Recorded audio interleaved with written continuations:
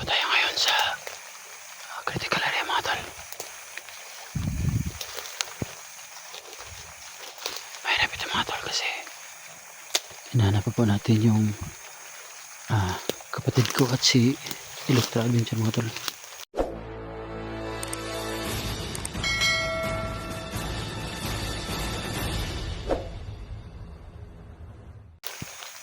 Kasi kaya wala-walay po kami mga tol. Sana lang makita ko sila dito mga tol. Kasi ito po yung tamang lugar na pwedeng paglagyan ng duyan mga tol.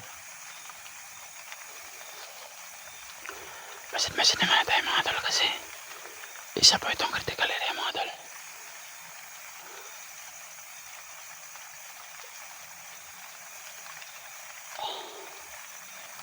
Sana lang mga tol walang mangyari masama sa amin dito mga tol. Kasi umuulan pa mga tol.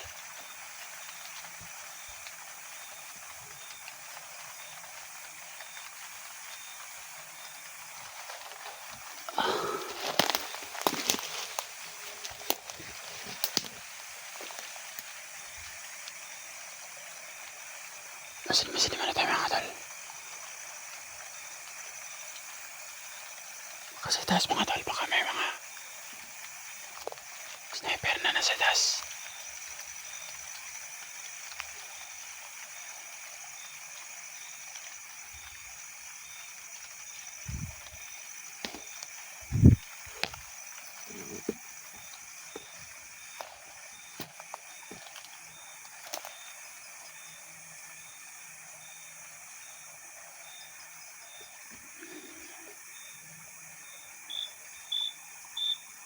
Mahirap ito mga tol kasi dumidilim na mga tol. Kailangan natin magdoble ingat mga tol.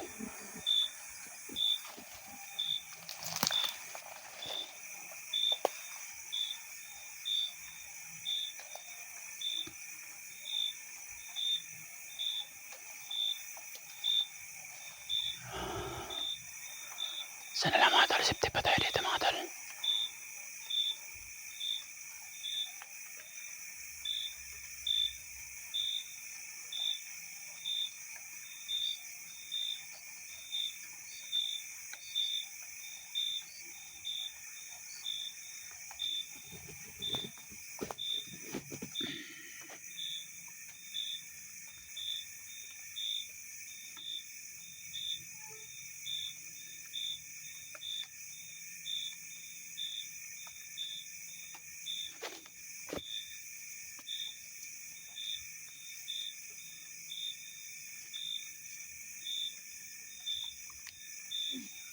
Patuloy tayo mga tol.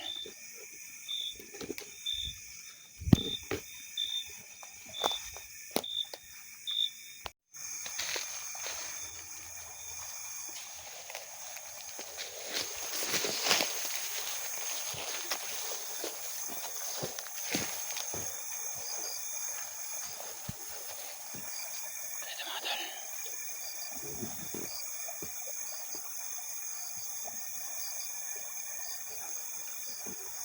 Hanap tayo ng pwedeng may malaki sa pagbalat mga tol.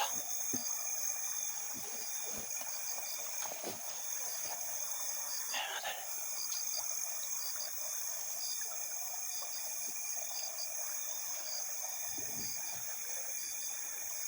Ito mga tol.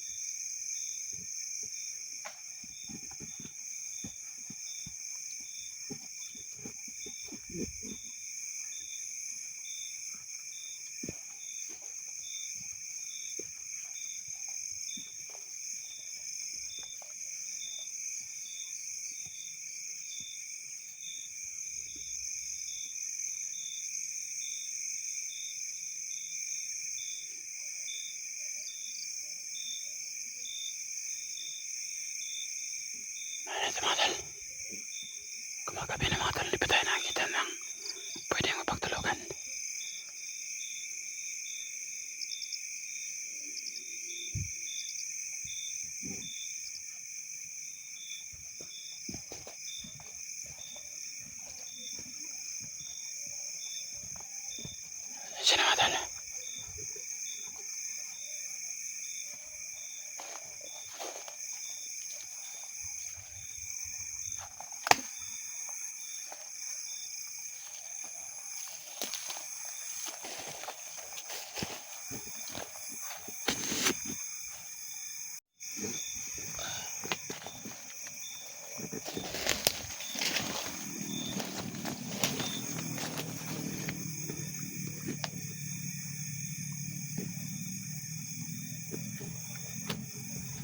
Sino ba mga tol? Ito pa rin ako sa area mga tol. Ay mga tol, may ilaw dun sa ulan. May ilaw dun oh. Patay mga tol. Hindi pwedeng puntahan mga tol, baka bandido ba? Baka barilin ako mga tol. Tuloy ako mga tol. Kasi bago ko muna ilagay itong luyan mga tol na nasa bago. Secure ko muna yung lugar mga tol. Baka may mga bandidos malapit pa. Mahirap na yung tulog-tulog natin tapos bigla na tayong babarilin.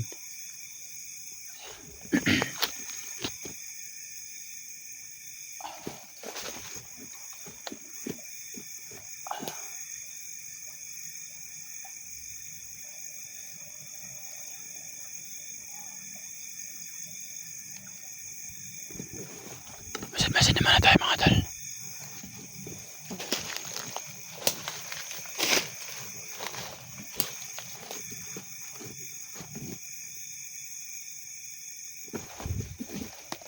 Mahirap na sitwasyon mga tol, baka makikita tayo dito. Kasi may ilaw tong dala nating kamera mga tol. Yung cellphone na dala natin mga tol, may ilaw. Sana lang mga tol. May ilaw ako nakikita doon mga tol. Sana lang mga tol, hindi yan bandido mga tol. Baka si Gina yan o sino si Electra ba kaya yan? Hindi natin alam mga tol.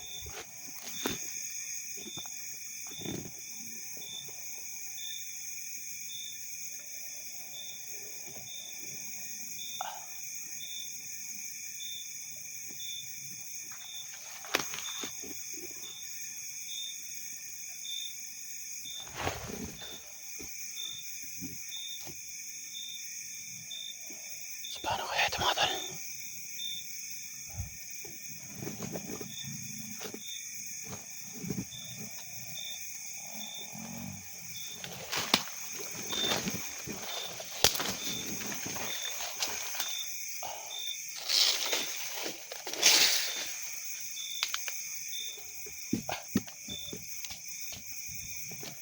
Malaki-laki itong bono mga tol.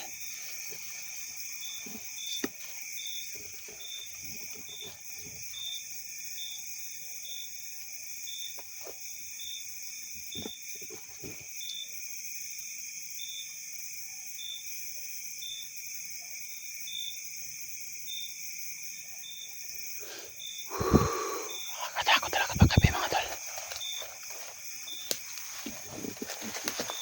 Pero kahit nakakatakot mga tol, kakayanin natin mga tol kasi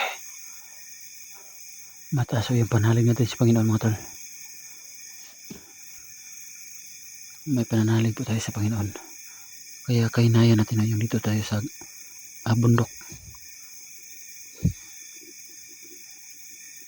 May mga putok, may mga tunog ng ano kaya yung mga tol, hindi ko alam. Baka parang baril, parang drone, ano kaya, parang helicopter. Oh, dun sa malayo mga tol. Talaga itong lugar namin mga tol, napakagulo. Hirap ito mga tol.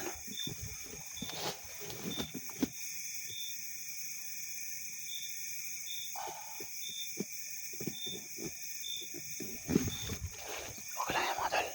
Laban lang tayo.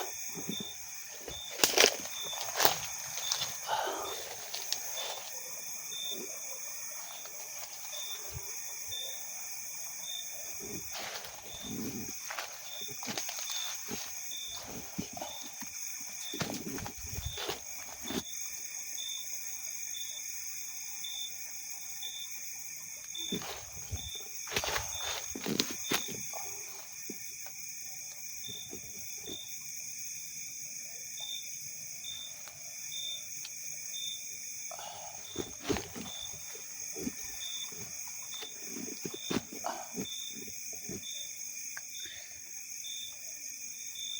tayo sa Panginoon mga tol na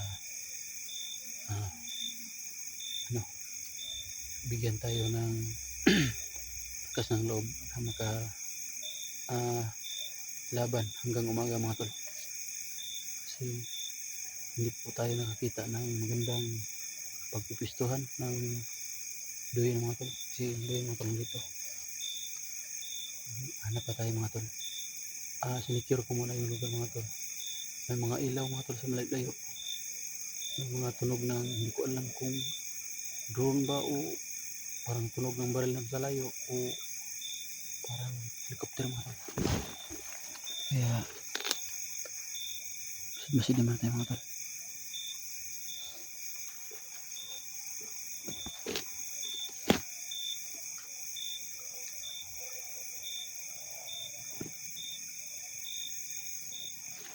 Ay mga tol, kailangan na gumawa tayo ng hakbang mga tol para maupos yung mga nido ng mga tol.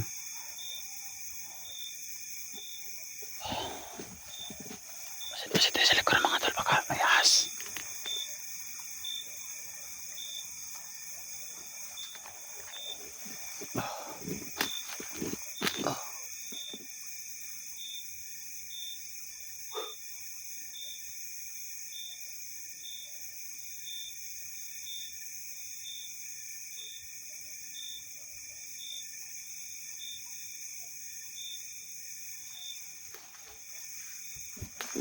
Ano siguro ito sa lupa mga tol. Huwag ka man.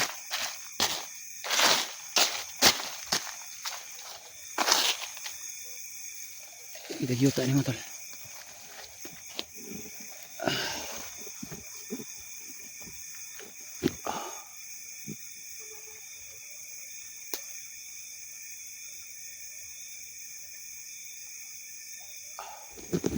Tanda.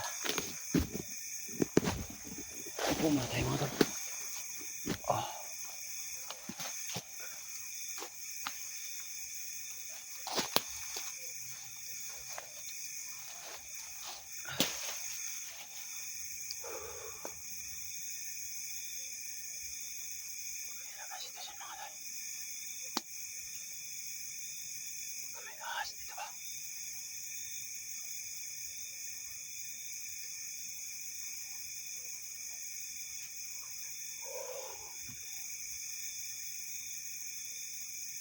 Hindi pa to ako mga tol dun sa buti lang ganito mga tol. Upkam ako yung may uninag pa ng araw. Pinuntahan ko itong bundok na ito. Yung mga laking kahoy naman pwedeng paglagyan ng mga doyan mga tol. Pero sinisure na natin yung lugar mga tol. Wala pang mga bandido o walang delikado mga tol. Kasi mahirap naman itong sitwasyon natin mga tol. Pero laban natin mga tol. So nga pala, ito nga pala masasabi ko dito. Sa mga tumulong sa akin na taos puso, yung from the heart ko yung pasasalamat ko dyan mga tol. Siyempre mga tol, ganun tayo. Malito po tayo, hindi pa po tayo ganon kalaking bahay mga tol. May mga kaibigan tayong dumating na hindi tayo yung hindi nakagawa.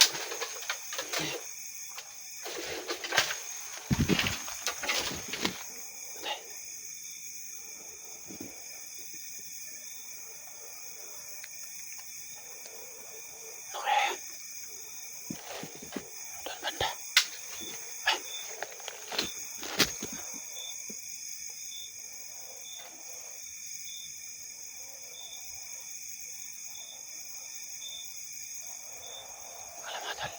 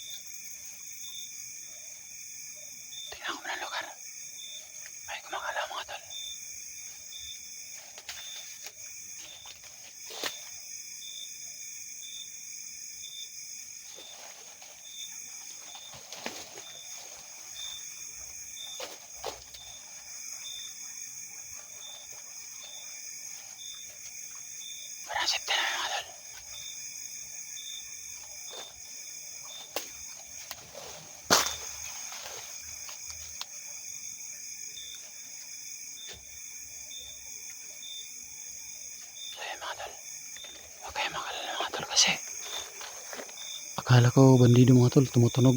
Yan pala yung sanga ng punong kahoy bumagsak. Mabuti at hindi tayo natamaan. Kasi alam natin na mahal tayo ng Panginoon. Hindi tayo natamaan. So balik tayo dun tol sa yung may kaibigan tayo tol na hindi nakabasta sa atin. Okay lang yan tol. Okay lang yan. Kasi hindi naman ako ganun ka na tao. Okay lang na may mga tao hindi nakagusto sa atin. So at least mga tol, yung ginagawa nating pagtulong mga tol, hindi yun maibsan. Kahit na anong gagawin niya sa atin mga tol, sa mga sumuporta sa atin, sa mga alam niyo na yun tol kung sino yung nag-comment doon na may galit. So pabayaan lang natin yan mga tol kasi kaligayahan yung ganyan. Kung saan siya masaya mga tol, bahala siya. Basta ang sa akin mga tol, ang ginagawa ko mga tol is tumulong. Sino may nangangailangan, kailangan tulungan. Bahala yung sinong taong yan na hindi nakagusto sa atin. Wala hindi naman yun, hindi naman siya yung nagpakain sa atin. Hindi naman siya yung nagbigay ng lakas sa atin. Ang Panginoon naman talaga nagbigay ng lakas sa atin mga tol. Kaya pabayaan natin yung mga ganyang mga tao na walang nagawang mabuti sa kanyang kapwa. Kasi tayo mga tol, gumawa talaga tayo ng mabuti sa ating kapwa mga tol. Laban lang tayo mga tol. So salamat tayo sa Panginoon na kahit na may mga kaibigan tayong hindi ginaganahan sa atin or walang paki sa atin o inaaway tayo. Laban lang. Kasi sino ba naman tayo na gumante. Isang maliit na tao lang po tayo. Kung saan siya masaya, bahala siya. Sa atin mga tol na patuloy lang tayo, laban lang. Kaya God bless. Tago kayong lahat mga tol. Sa mga nag-share ng video ito, sa mga nanood, maraming salamat. Pagdahat po yung salamat. Okay mga tol, patuloy tayo mga tol. Patuloy tayo. Kasi sitwasyon na ito mga tol. Dito tayo sa lalim ng punong kahoy.